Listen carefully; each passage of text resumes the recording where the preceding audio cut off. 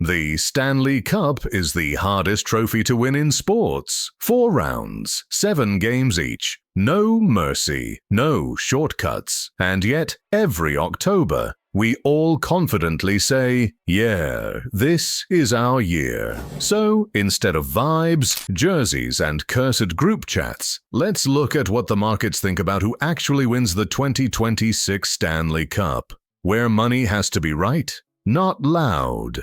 Welcome in. This is PrimeTake, where probability politely beats passion. And quick favor, if you enjoy sports takes that don't involve yelling at your TV, hit like and subscribe.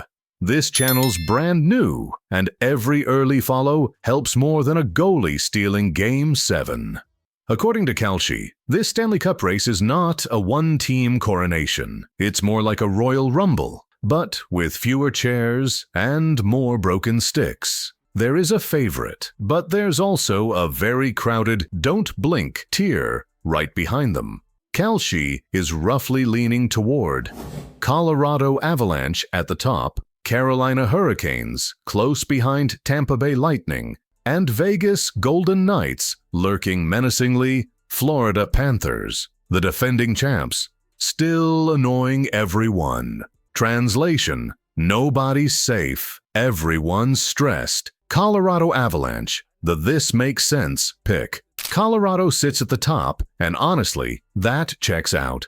They're deep, they skate well, they don't rely on a single hero moment to win games. They can roll lines, control possession, and still look functional in April, which is rare. Markets love teams that don't panic. Colorado doesn't panic. They just keep coming at you until you're tired, annoyed, and suddenly down 2-0 in the series. Right behind them is Carolina, the team nobody talks about, but nobody wants to play. Carolina's whole thing is structure, tight defense, relentless forecheck, goaltending that ruins evenings. They don't do drama, they don't do chaos. Markets love that. Boring hockey wins cups. Don't fight it. Then you got Tampa Bay and Vegas, 2 franchises that show up every postseason like, oh, you're new here.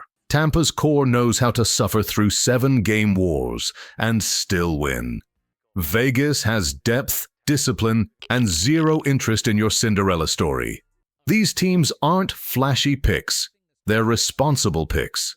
Markets respect experience more than highlight reels. And then there's Florida.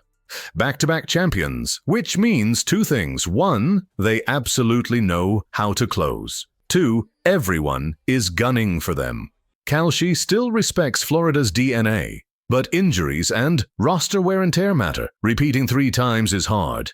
Repeating 3 times while healthy is basically witchcraft. After that, you've got the chaos tier, teams that can absolutely ruin brackets if a goalie gets hot or a power play clicks at the right time. Markets don't ignore them, they just don't overpay for miracles.